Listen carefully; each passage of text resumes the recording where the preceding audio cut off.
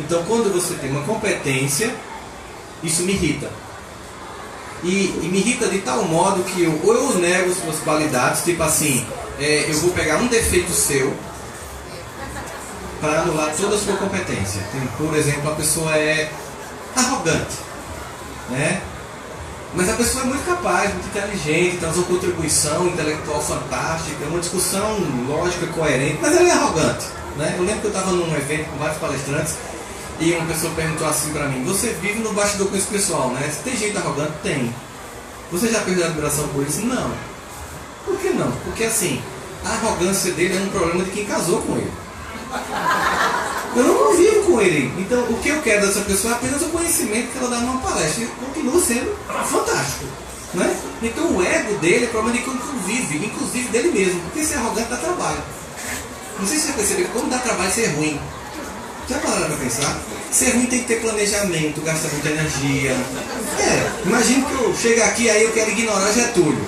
Então eu tenho que planejar. Ele vai aparecer. Quando ele chegar, eu vou dar um rabisaco. Olha o tempo perdido de planejamento. Quanta energia para dar uma rabisaca. Para me sentir melhor. Porque, olha, entende o sentimento?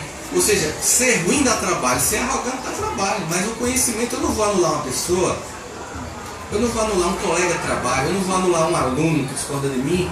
E não levar em consideração o que ele está me trazendo. Porque esse é um sentimento de escassez. É um sentimento de inveja. É um sentimento em que eu olho e não aprendo com o diferente. Eu fui fazer uma visita à França e tem umas palestras lá e a pessoa falou assim: ó, eles não falam inglês lá nem com a bexiga, porque eles são extremamente xenofóbicos. Você sabia disso? Então é bom aprender algumas coisinhas para evitar um constrangimento ou outro. Beleza, aí eu fui em Campina Grande, entrei numa aula e vocês já fizeram aulas de línguas com adolescentes? É humilhante. Eles estão lá desde guri. Você chega do nada e aí vai comparar a pronúncia. Porque o sentimento de escassez é aquele sentimento de ver o outro como alguém que compete com você. Aí a professora perguntou para mim: mas Sandra, você gosta de tomar banho? Eu achei pergunta estranha, sabe? Já fiz até assim. Professora, por que a pergunta? Não, é porque se você gosta de tomar banho, é bom que você, quando for reservar um hotel lá, peça um banheiro que tenha chuveiro. Eu disse: mas professora, todo banheiro tem chuveiro. Não. Não tem, porque eles não tomam banho com cerveja. Então tem chuveiro, tem banheiro com chuveiro. Tipo assim, você reservar um quarto com cama dupla ou cama de casal, tipo, com chuveiro ou sem chuveiro, que fica a dica quando vocês forem lá. E a professora disse: então vamos aprender a pedir? Pois não. Aí ela disse, e eu fui repetir, né? 2 adolescentes do meu lado. Repeti assim: Je voudrais un bain avec douche. Seria como se eu tivesse dito mais ou menos The books on the table.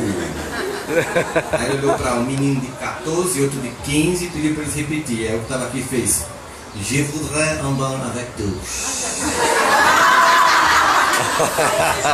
Eu olhei para ele, respirei, Je voudrais un bain avec douche. O sentimento de escassez, ele é bem simples.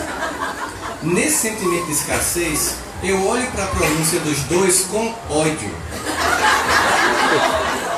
Desejo que eles tenham desinteria na próxima aula, que eles mudem de turma, porque o meu ego infantil, que é capaz num determinado setor, não suporta ser incapaz nesse. E não tem maturidade para entender que eles têm merecimento de pronunciar melhor porque estão lá há mais tempo. E isso não me diminui. Isso não diminui você. O conhecimento que o outro tem não tira o que você tem. Porque tem conhecimento que eu tenho que eles não têm. A vida é assim, tem coisas que você tem conquista na sua própria existência que o outro não tem. E é essa conjugação da diversidade que é a grande sacada do enriquecimento da humanidade. E tirar isso de nós é um pacto com empobrecimento íntimo, psicológico, social, político, coletivo, cultural. Então, eu poderia olhar essa situação com o sentimento de escassez, que foi o primeiro movimento que eu fiz. Foi, reputo. Né? Depois eu pensei: peraí, eles estão aqui há mais tempo, eles têm que saber pronunciar melhor, não é problema nenhum, isso não diminui minhas conquistas em outras áreas da vida, então eu vou olhar para essa cena com o sentimento de abundância. O sentimento de abundância, você olha para essa cena e agradece. Por quê? porque você está numa sala de aula, que além da professora lhe ensinar, os alunos também lhe ensinam a não dizer mais je voudrais un bain avec douche, mas a dizer je voudrais un bain avec douche. E quando eu olho o outro como alguém que me acrescenta, eu saio do sentimento de escassez e vou para a planificação da abundância e a gratidão.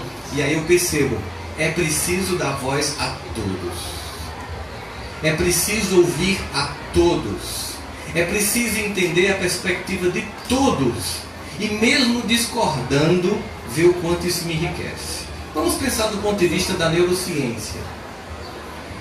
Quando você vai aprender a dirigir um carro, você naturalmente vai pensando em cada movimento. Então você entra no carro, até foi um amigo meu que foi me ensinar, eu tive a ideia de pedir um psiquiatra para me ensinar a dirigir. E eu cheguei para ele, me ensina a dirigir, ele, tá bom, sente aí que eu vou lhe explicar.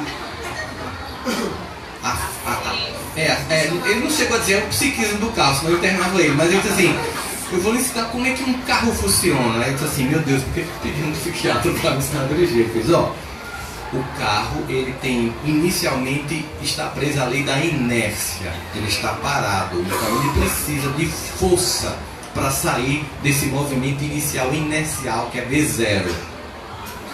E o respirando. Por isso, a primeira marcha, ela tem muita potência. Mas você vai sentindo que na medida em que esse V0 é conquistado, você vai precisando de menos potência e você vai trocando as marchas. Porque o carro vai entrar no movimento de inércia, numa inércia de movimento e não de inércia de estar parado. Então vai precisando cada vez menos potência. E você vai sentindo pelo ouvido quando essa necessidade de troca de marcha acontece, porque a potência vai mostrando pelo som uma diminuição. Vai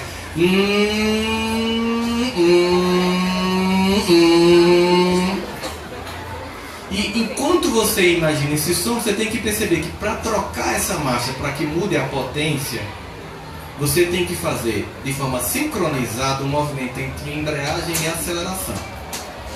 É verdade, hein? Não é isso mesmo? Só que ele me explicou isso, entendeu, aí eu entendi. Aí a boa pergunta de quem fala é saber que comunicação não é o que eu digo, é o que o outro entende. Então ele disse assim, então me explique o que eu lhe disse. É uma boa estratégia da mulher dizer para o esposo depois de quando rola DR, o que foi que eu lhe disse, meu amor? Me diga aí o que foi que eu lhe disse. Uma ótima estratégia. Aí eu fui e disse o que ele havia me dito, entrei no carro e por incrível que pareça, aquela explicação, ela funcionou. Não é que eu saí dirigindo um carro, mas eu entendi que havia uma dinâmica que aquela explicação me deu conta dela.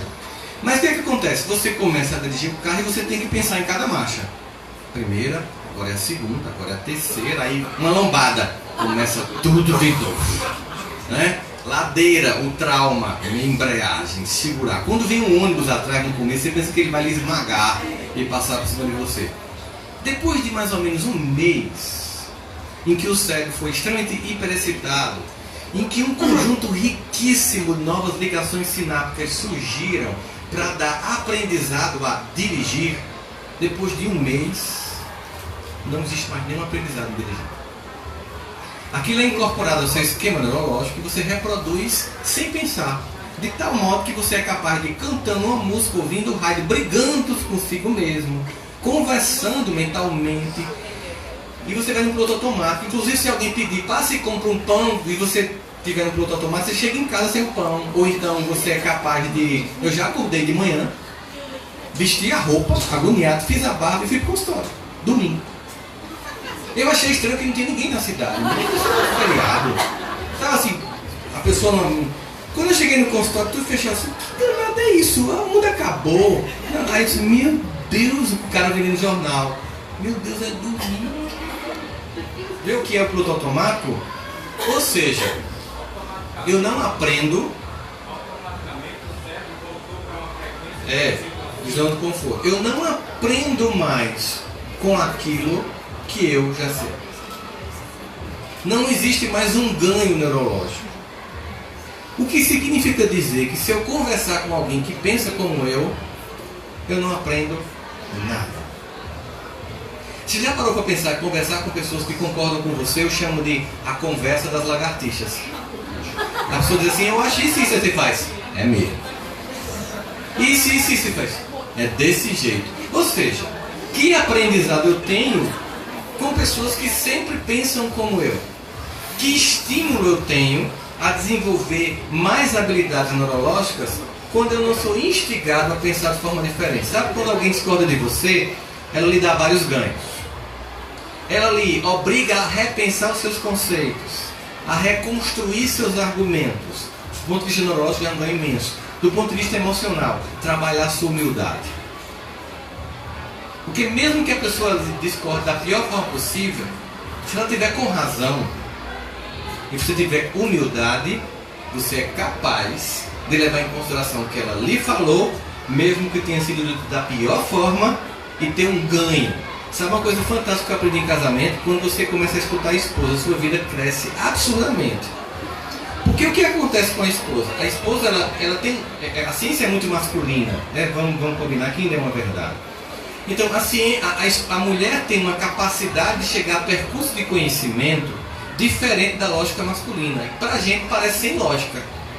Então, por exemplo, você com um homem vê um monte de gráfico, ele vê um monte de números, ele vê a receita da pessoa que está propondo sociedade com ele, ele vê que é um negócio que é 100% batata, vai dar certo, é fantástico. Todos os números mostram isso, os gráficos, o know-how do cara. Papai, você sai para jantar com o cara para fechar o negócio, a esposa vai junto. Jesus. Ela olha pro cara e entra no carro e diz, vai dar errado. Esse cara não presta. Quem vê o cara tão simpático, todo... Não entre nessa roubada.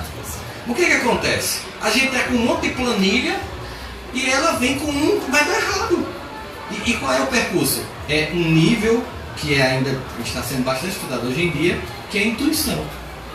Que é a capacidade de acessar um nível de conhecimento que não é pela lógica tradicional. Talvez até boa parte da resposta da intuição seja estudo sobre a atuação do inconsciente, como leitura do outro sem um bloco lógico dado. E aí você chega em casa e fala, o que eu faço? Aí, se você tiver um mínimo de bom senso, você faz o seguinte, eu vou levar em consideração todas as vezes que ela disse que ia dar errado e eu insisti. E deu errado. Então, estatisticamente, toda vez que essa danada disse que dá errado, ou eu considero que é uma praga, ou eu considero que é um tipo de saber que eu não dou conta. E aí, no casamento, em vez de eu me sentir desempoderado por uma mulher que está dizendo que vai decidir por mim, eu digo, não, é uma parceira que vai contribuir com minhas decisões. E eu olho para esse ambiente e, em vez de escassez, eu tenho uma abundância. Porque aí eu passo não somente a esperar que ela diga, mas a estimular que ela fale. Para que ela me diga antes que eu perca tempo. Teve um dia bem besta que eu estava indo, tinha uma poça, ela, não passe por aí não, vai ter um buraco. Tem lá um buraco, quebrou a gente para você nela. Até a buzina do carro ficou com água aí. Ela olhou pra mim e eu fiz, não fala nada, deixa tudo assim.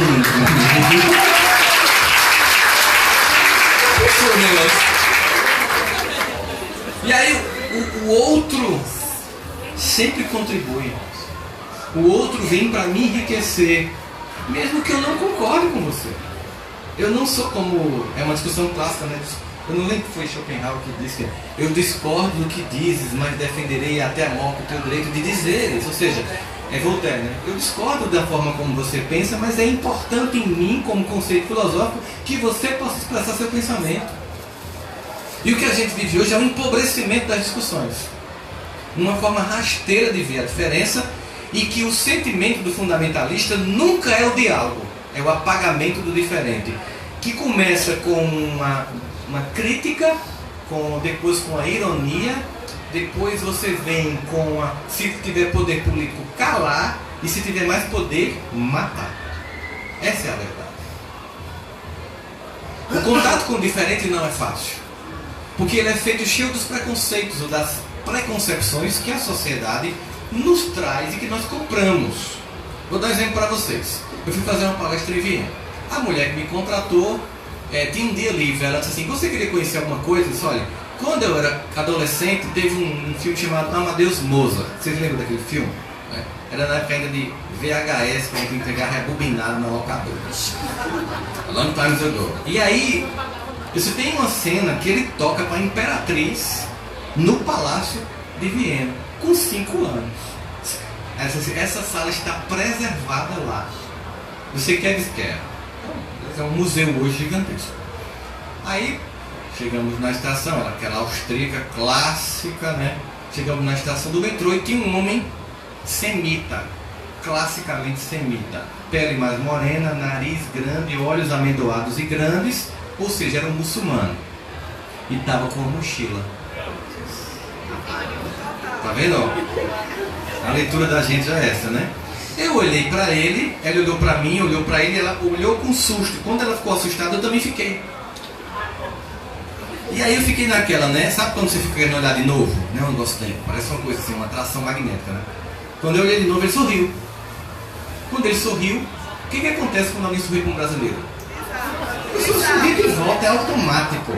Quando eu sorri, ele se aproximou. Aí a mulher ficou olhando pra mim assim, com raiva. Entramos no metrô, o cara sentou do meu lado e começou a conversar.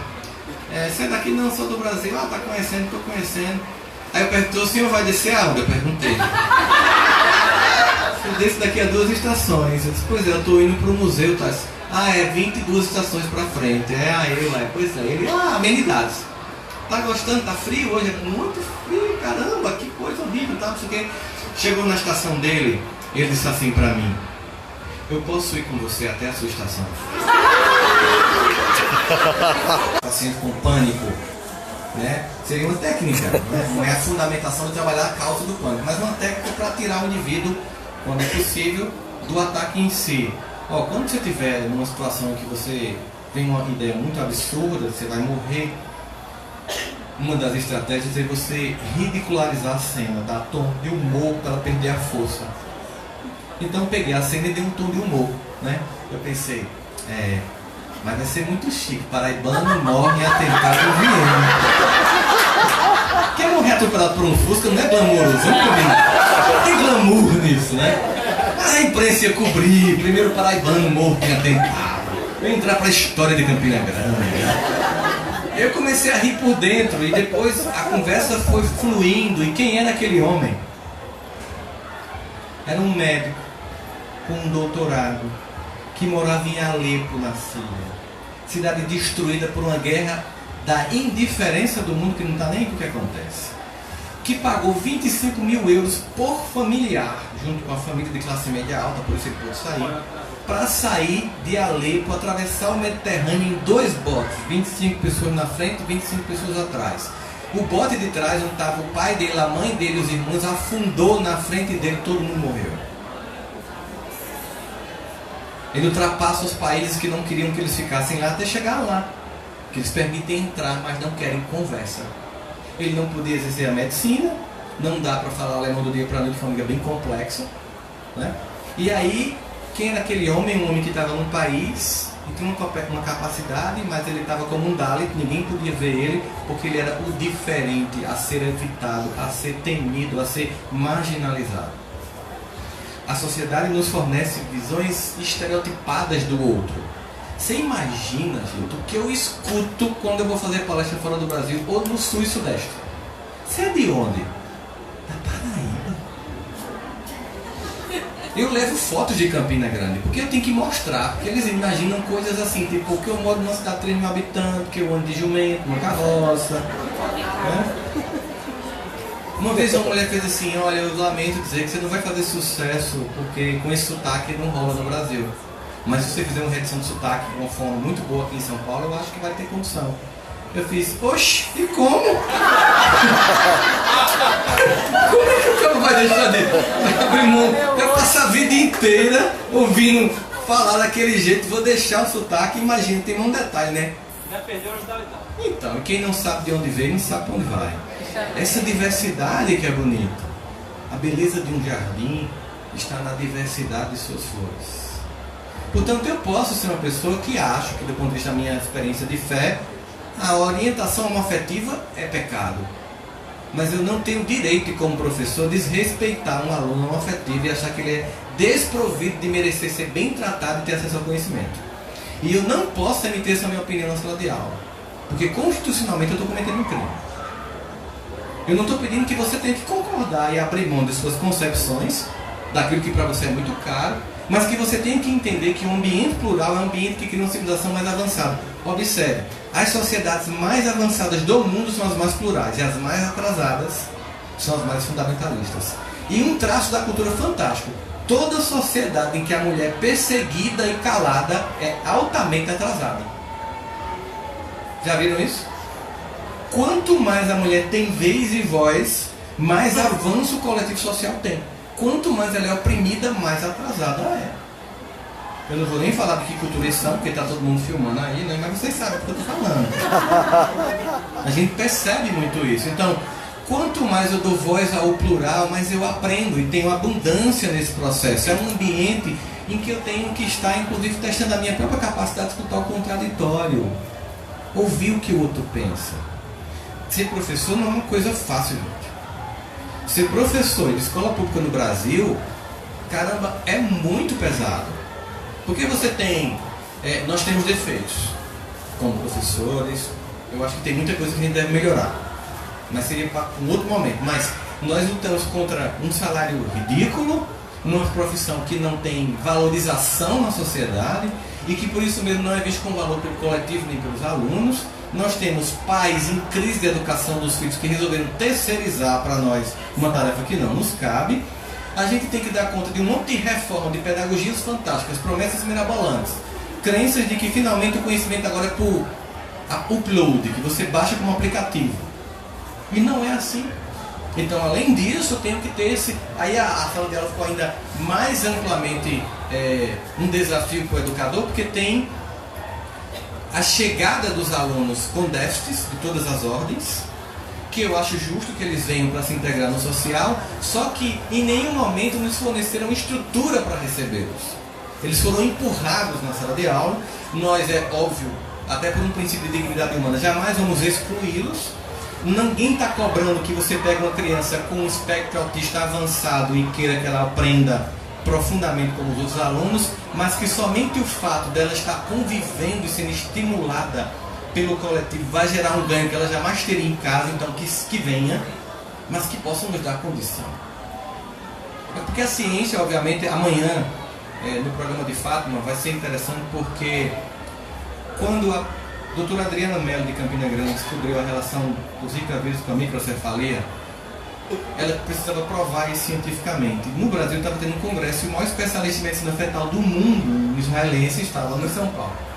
Ela pegou duas mães de Campina Grande, foram para o Albert Einstein para fazer uma tomografia, uma ultrassonografia, aliás, para o médico avaliar o cérebro atacado pela microcefalia em comparação com o cérebro de uma criança. Quando terminou a ultrassom, a mãe dessa menina, Catarina, perguntou para o médico: doutor, eu sei que é grave a história da minha filha, mas ela vai saber que eu existo? Ela vai sentir meu toque? Só queria isso. Ele disse: nunca ela vai saber que você existe, nem vai sentir seu toque. Bem impulso, normal, bem, não foi de maldade, é a pura expressão da ciência cartesiana fria clássica. Amanhã vocês vão ver Catarina andando e está indo para a escola. Por quê? Porque ela foi estimulada. Porque ela foi estimulada em casa.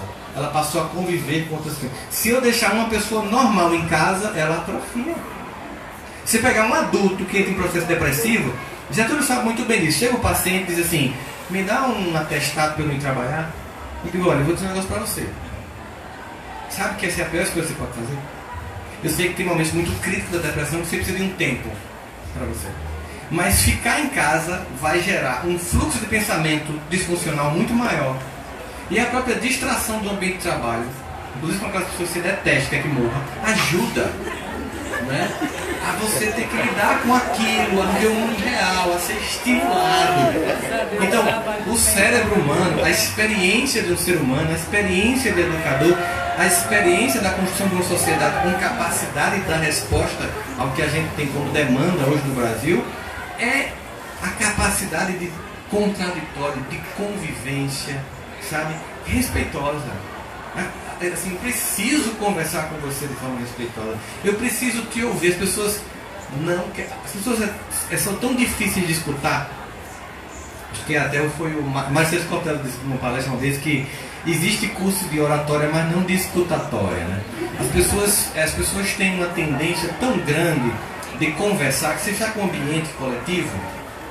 Aí você sai assim, tipo assim, vamos sair um monte de amigos para um restaurante, para um barzinho, ou para o Alto do Moro para comer um bobe.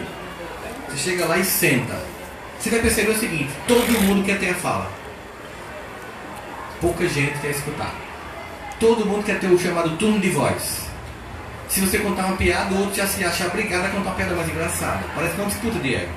Se você contar uma tragédia, a disputa de tragédia é maior. Aí é que nego gosta de disputa de tragédia, né? Aí você tem uma dor aqui, o outro diz, minha avó ela tem uma descrição de dor entre ela. Meu neto tem uma dor aqui que vem.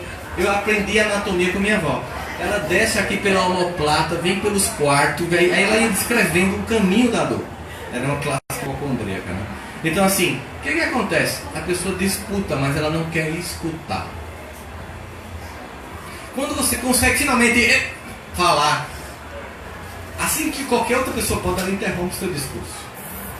E nisso a gente está em um nível de superficialidade que é exacerbado pelas redes sociais, porque num grupo do WhatsApp não tem como aprofundar a discussão nenhuma, gente.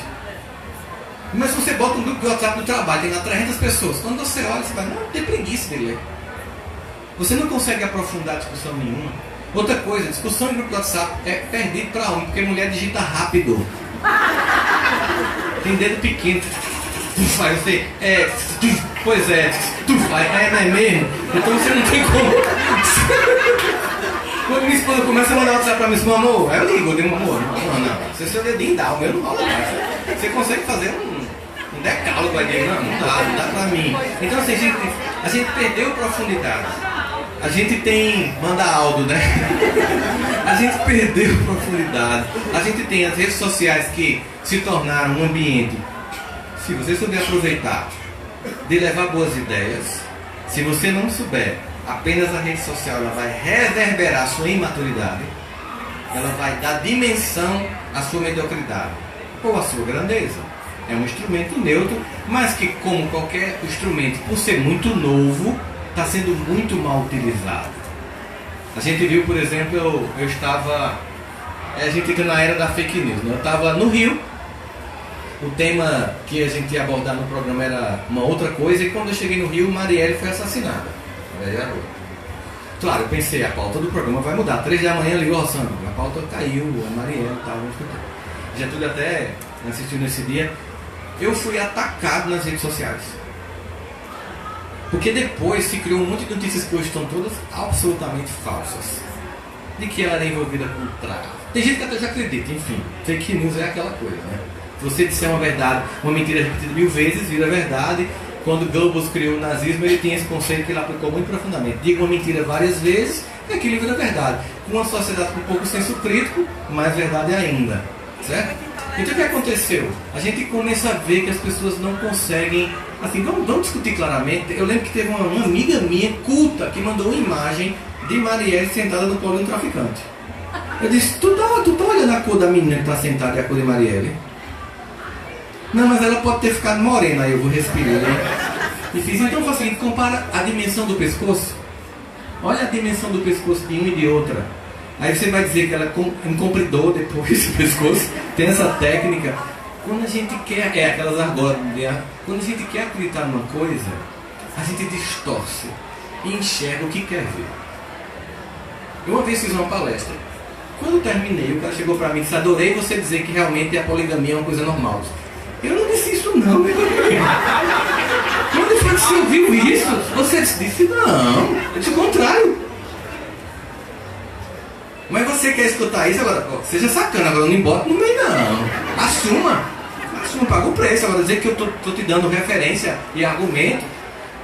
A gente precisa entender que nesse contraditório é preciso lucidez, é preciso que a gente tenha transparência naquilo que a gente está dando pro outro. É preciso que a construção dessa trajetória, dessa história seja para que o outro se sinta respeitado. E para isso eu preciso escutar você mesmo. Escutar não é escutar com cara de nojo. Vai, fala. Você vai escutar?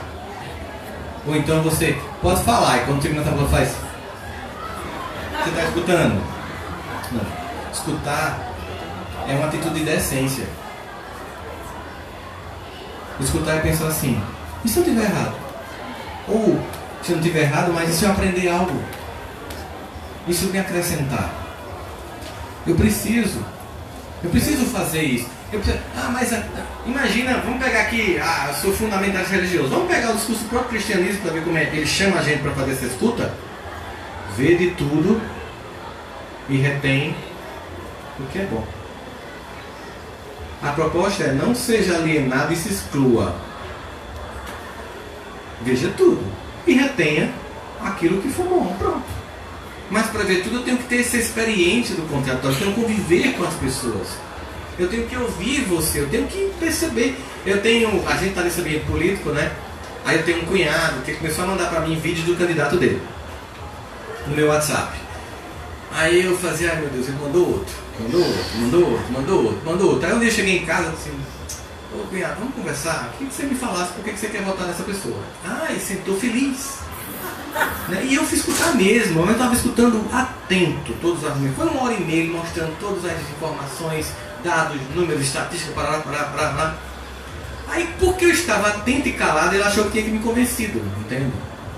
Então você vai votar nisso? Não vou votar nisso.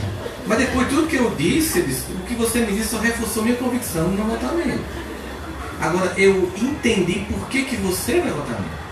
Eu entendi que a partir da sua perspectiva, do ambiente que você vivencia, de suas experiências, de seu núcleo de amigos, de seus valores, ele é o candidato ideal para você e por isso eu jamais vou apresentar outro.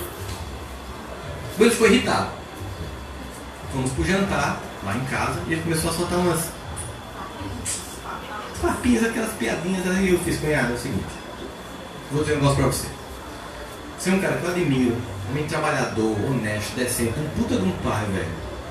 E é o seguinte, o candidato que você vai votar, o que eu vou votar ainda, que eu nem sei qual é, não me dizem respeito nem a mim nem a você, nem saber nem que a gente existe. Então se você acha que eu vou brigar com você por causa deles, pode continuar soltando piada.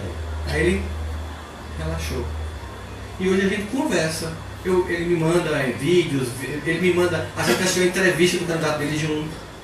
E foi rico. Porque você precisa ouvir o que o outro tem a dizer. Continua sem querer votar no candidato dele, cada vez mais convicto disso. Mas eu não vou brigar com o meu cunhado, que é uma pessoa que é importante para mim, por causa de alguém que não me diz respeito. Veja a imaturidade de você brigar com parentes por causa de políticos. Pessoas rivalizam, pessoas se intrigam. E aí depois de 3, 4 anos, esse povo está visto um do outro, e você vê um cara de otário. Meu Deus, a gente brigou, olha só os dois de... Dá um abraço na convenção, parece que são irmãos. Elogia o outro, um homem público, de caráter ilibado. Quando você pega os vídeos do passado, ladrão, miserável, corrupto, aí você está, meu Deus, é uma esquizofrenia. Eu não vou entrar nessa.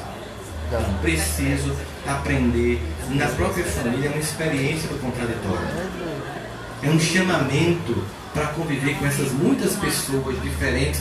E essa experiência de amor é exatamente um amor maduro, é um amor que ele não tem condições de semelhanças. O amigo meu chegou para mim e fez: Rossandro, encontrei a mulher da minha vida. Eu fiz assim, respeite-se. E que critérios você está dizendo para que essa sétima? Putz, porque essa é e as outras não. Aí o discurso é um discurso clássico. É um discurso de um amor infantil. Rossandro, ela gosta das mesmas músicas que eu gosto, cara. A gente vê as mesmas séries juntos de mão dada no Netflix. A gente pensa do mesmo jeito. Isso não é um casamento, isso é um tédio, né? Eu pensei. Pensa do mesmo jeito, vê a minha série. Claro, no início é assim. Depois as diferenças vão surgindo e quando você não tem maturidade, o que você faz? Você sai da boca do casamento. Porque o desafio de conviver é observar que ao longo da relação você vai aprendendo outras coisas.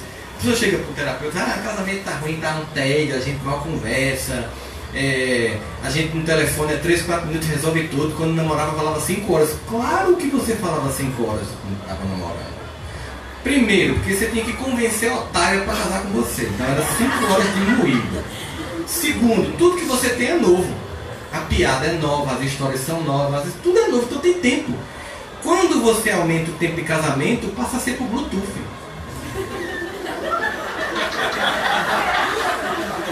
Minha namorada, hoje esposa, vamos jantar na casa da minha tia.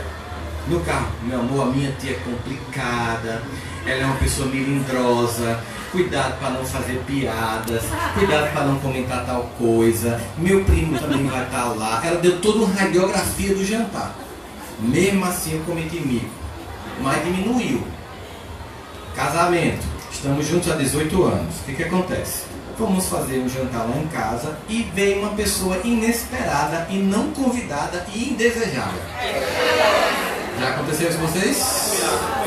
Não, cunhado, não. Quando a pessoa chegou, nem eu nem ela estava esperando, ela viu a pessoa, sabia o quanto eu não suportava a pessoa, e aí, como já tem 18 anos, o que ela faz? Aí eu...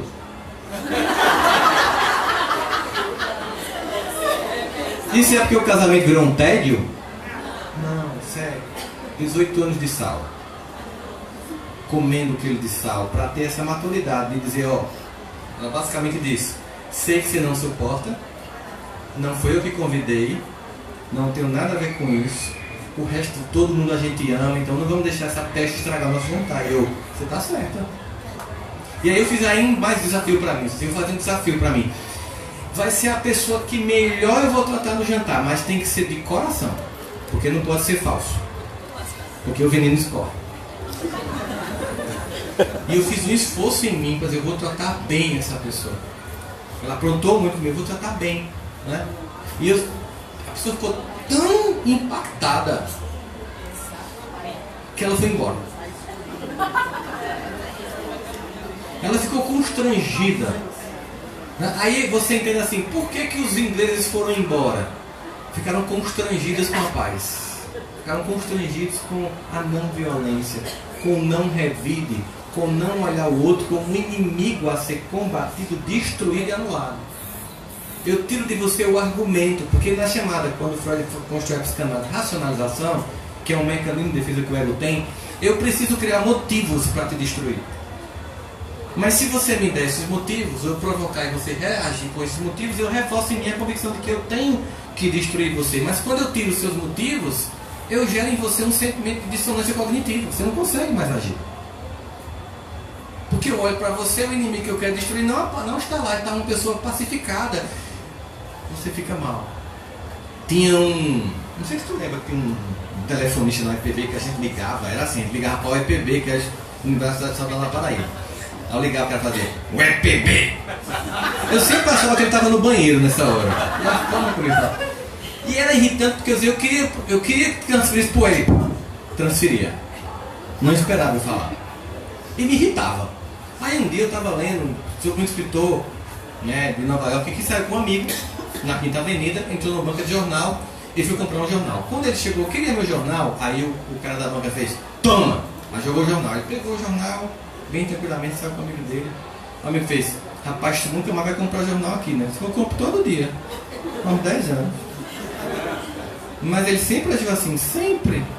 E por que tu continuou comprando? Porque eu não vou comprar. É a banca mais próxima. Você acha que eu vou mudar a minha vida por causa do humor dele? Eu só quero jornal. Ele me deu. Aí eu pensei, peraí, eu vou agir diferentemente. Aí eu liguei pro cara, em vez de... Aí o cara, UEPB! Aí eu, bom dia. E deu um silêncio ali. Bom dia! O senhor tá bem? Tô. Por gentileza, o senhor podia me transferir para o departamento de psicologia? Só um minutinho. Eu imagino que é você o dia todo em tá. É mecânico, gente. Acredite, eu acho que a maior parte das pessoas que estão aqui mexe com conhecimento. De algum modo ou de outro. É um privilégio trabalhar com isso. É horrível as pessoas terem que fazer uma coisa repetitiva.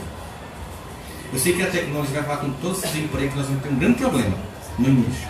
Vai ser traumático, vai ser ridículo, vai ser muita miséria, a gente vai ter que repensar a sociedade. Mas no futuro, bem no futuro, um dia a gente vai olhar para o passado e vai dizer, você acredita que no passado assim, sabe, as pessoas que fazem assim uma máquina, qual é o sentido que isso tem? A gente vai olhar para trabalhos manuais repetitivos como a gente olha para a escravidão hoje. Só que como as pessoas não são boas, gentis e generosas, o capitalismo não é movido por boas intenções e sim pelo lucro, no começo vai ter muita gente sem emprego. Mas é a vida que tem que ser colocada para a gente como: eu preciso dessa experiência de todos os outros.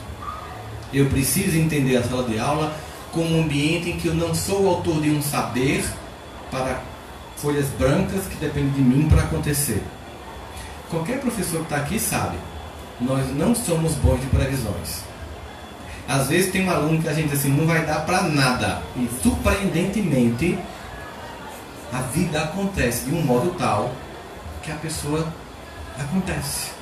E tem aquele aluno que diz, isso aqui vai passar em medicina, que é a ideia de sucesso no Brasil é passar em medicina. Né? Isso aqui já tem que fazer vestibular para medicina. Quando você olha 5 anos depois, tragédia completa, a vida desandou. Significa dizer que eu não sei quem vai passar na minha vida, se vai ou não vai funcionar. Então minha tarefa, enquanto isso acontece no ambiente plural da sala de aula, é dar o meu melhor. A maior contribuição que eu posso dar é dar o meu melhor. Não importa para onde eu vou, eu tenho que dar o meu melhor. Porque não existe lugar em que as pessoas são medíocres. Se acontece, hoje não, mudou muito, mas antigamente eu ia assistir palestras, as pessoas vinham de fora da palestra aqui no Nordeste, e em Campina Grande. Aí eu acho que eles achavam que a gente era um monte de matuto. E começava a dizer uma coisa bem ridícula, rasinha, e o povo começava a levantar. É aquela ideia assim, não, vou fazer uma palestra em Caruaru, uma literatura, porque deve ser um monte de burro lá. Imagina a estupidez de um pensamento medíocre desse. Imagina o desperdício que essa pessoa tem do aprendizado e da troca que ela faz. Por um olhar centrado ou etnocêntrico, em que eu vejo a minha cultura, o meu lugar como um lugar melhor e superior, portanto não há nada em você que me acrescente, eu vou soldar. Cara, isso já passou faz tempo. Não tem um lugar neste planeta que você não vá que não tenha o que sempre existiu: vida inteligente, pessoas capazes, que merecem o nosso melhor, nosso respeito. Os alunos também são. Chega dessa visão pequena de desconsiderar o saber do outro. Chega dessa visão mesquinha de se olhar como superior. Isso vale para qualquer relação na vida. Eu tenho que olhar a dignidade que o outro tem. Por isso, a beleza de um jardim está na diversidade de suas flores. Quando você olha para um jardim e vê todas aquelas possibilidades e cores que formam, você olha a contemplação. Deus, ele quer tanto essa diversidade. Se ele quisesse que nós fôssemos iguais, ele fazia igual uma floresta de aquelas de eucalipto, né? É um tédio. Tudo igualzinho, clonado.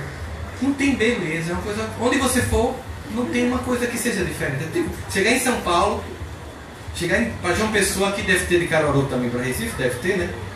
Você vai ver naquelas. Você vê uma floresta. E a diversidade de todas as aves, todos os modelos, todas as cores. Essa diversidade é a grande característica do enriquecimento humano. De uma visão preconceituosa, simplista e sem profundidade histórica, as pessoas chegam a dizer, e mostram o profundo preconceito que tem, que o Brasil não acontece porque é misturado racialmente. Existem pessoas que pensam assim. Tem gente que diz isso no conversa cotidiano. Aqui é muito misturado, não vai dar certo nunca. Primeiro é o seguinte, né? Assim, não vai dar certo nunca, não é por causa dos brancos. É por causa dos negros e dos índios. Então é preconceito puro, assim, gritante. Né? Então a Argentina é toda branca. Europeia. Tá dando certo?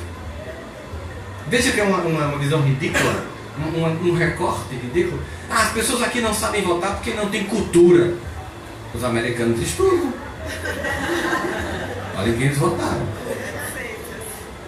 Não dá para você pegar uma variável e explicar uma cultura complexa em um país desse tamanho, de dimensões continentais, 220 milhões de habitantes, diversidade regional, e querer dar um conceito que defina o Brasil que não dá certo. O Brasil que não dá certo tem uma variável muito significativa assim, que é não apostar no conhecimento. Se tem uma variável realmente que nos faz patinar historicamente é não entender que nenhum país conseguiu melhorar o seu status civilizatório sem entender que a grande revolução não é política, não é de reforma da Previdência, não é de reforma de cobrança de imposto, é reforma educacional, é qualificação. Se pegar qualquer caso de Coreia do Sul a Singapura, você vai ver pacto. Primeiro, educação causa pétrea, ninguém mexe, não importa que partido entre, o que foi decidido vai ser levado durante 30 anos para mudar. Pronto, ninguém pode mexer.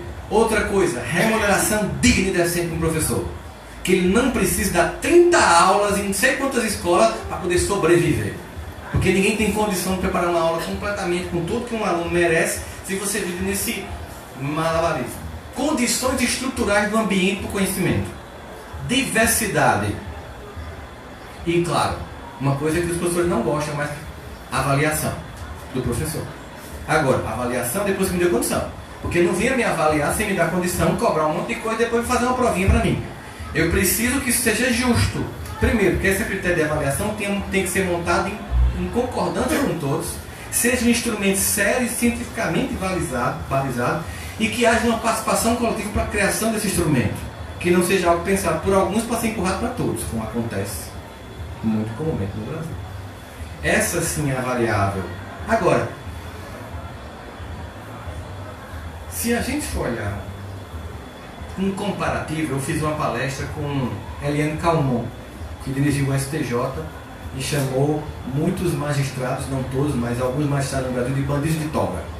Teve a coragem, mulher arrochada, né, como a gente diz, baiana, né?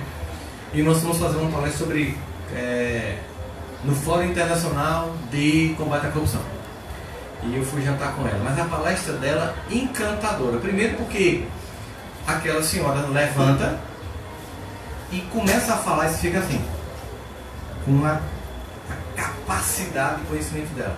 Aí ela começa, num PowerPoint extremamente bem construído, a mostrar de 70 para cá todos os dispositivos jurídicos que foram colocados no Brasil, que foram melhorando as condições do país. Para além da discussão se Lava Jato persegue um partido ou outro, não vamos baixar o nível da discussão. Vamos pensar que um conjunto de possibilidades que não existia, hoje tem. Elas estão enviesadas, precisam ser organizadas, concordo. Mas não pode ser destruído o modelo, ele tem que ser aprimorado, o sistema judicial, e não voltar a estaca zero. Nós precisamos continuar a combater isso, porque tem ministro que solta bandido todo dia. Os bandidos que interessam, né? Ou aqueles que acham interessante soltar. Então a gente tem uma sociedade que está se organizando mais. Num retrospecto histórico, na educação, por exemplo, se você comparar com o que um professor ganhava no passado e hoje, melhorou. Eu estava vindo para cá com o Lucas, que foi me pegar em Campina Grande. Eu estava dizendo, Lucas deve ter uns 20 e poucos anos. Disse, Lucas, esse percurso Campina, Caruaru, Campinas, João Pessoa, ao Caruaru, Recife, quando eu era adolescente ou criança, todas as casas no caminho eram de pau a pique, coberta com palha de coqueiro. A maior parte das salas de aula eram extremamente desestruturadas e multisseriais. Você dava aula a aluno de quarta, de quinta, de terceira, tudo junto. Tem município que ainda é assim? Tem. Mas houve uma melhora. Mas isso não pode nos fazer achar que está bom. Está longe de estar bom. Só que enquanto toda essa minha demanda política, sindical, justa e necessária precisa ser travada, precisa ser ampliada para que conquistas sejam consolidadas, quando eu fechar a sala de aula e receber aquelas crianças, a luta ali cessou. Ali é o lugar do respeito à diferença. E é preciso que eu tenha a capacidade de entender o poder que está em minha mão de transformar aquelas vidas. E a parte significativa desse poder é olhar para aquelas crianças como possibilidade e não como algo que não tem mais o que ser feito.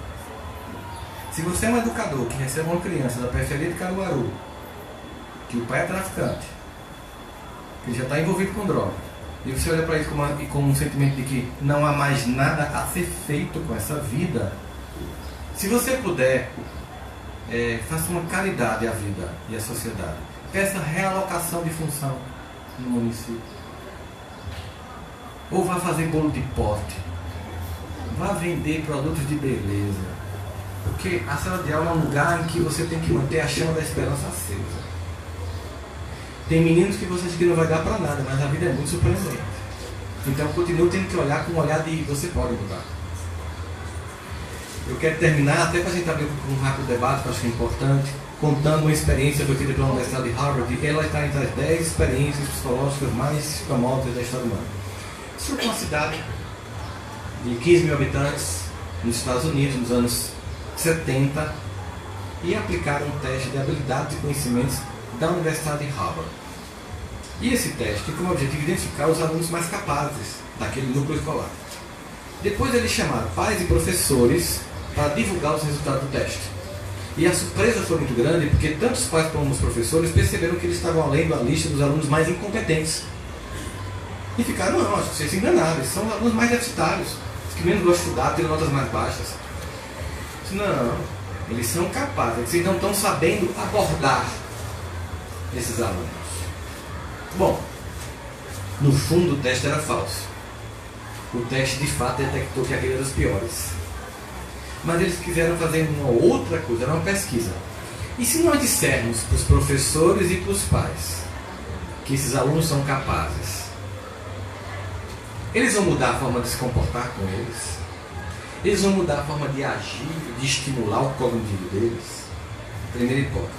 Se essa mudança ocorrer, vai gerar um impacto no aprendizado e no futuro desses alunos? Acompanharam esse grupo durante 25 anos.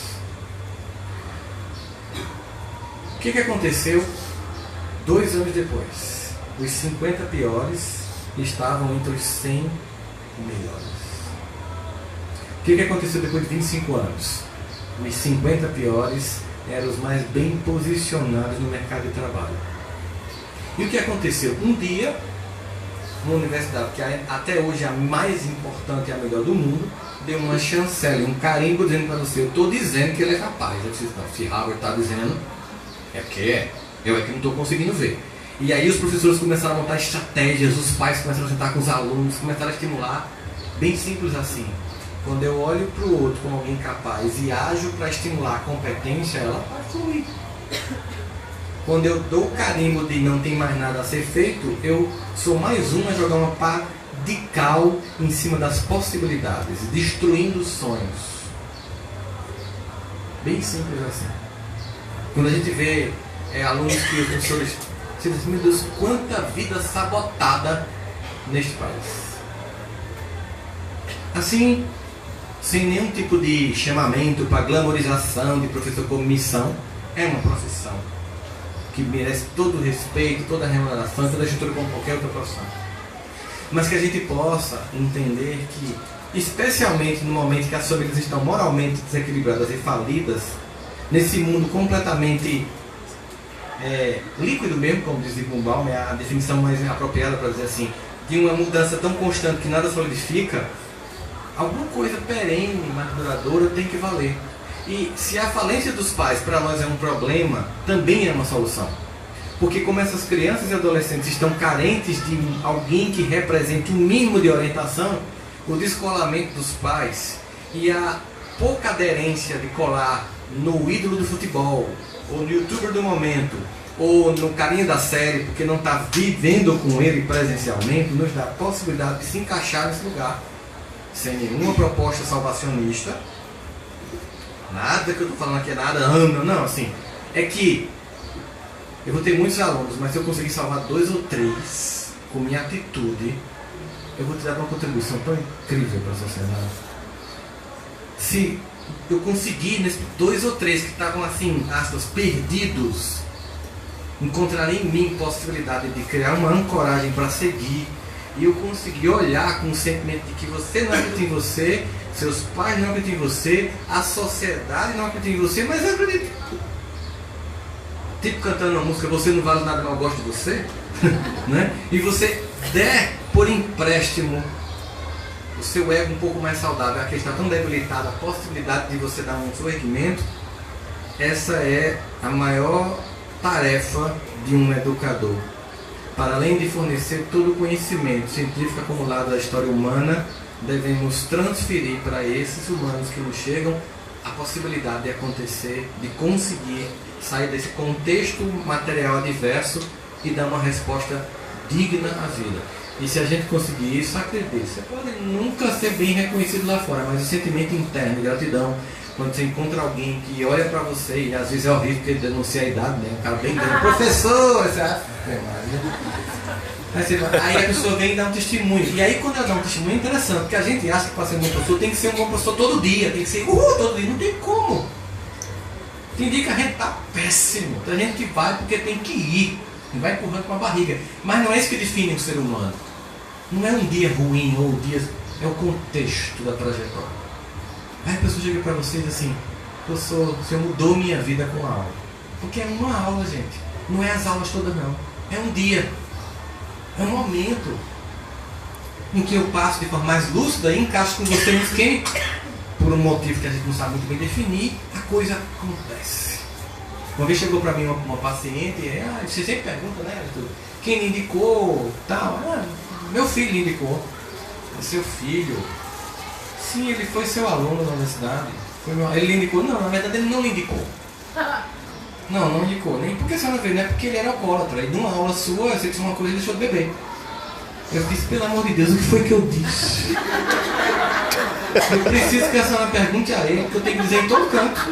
Mas entenda, não foi exatamente o que eu disse. Foi eu ter dito no contexto em que ele estava pronto, porque os outros não podem beber. Então não foi um poder mágico Harry Potteriano que eu consegui executar. Foi a sincronicidade desses temas.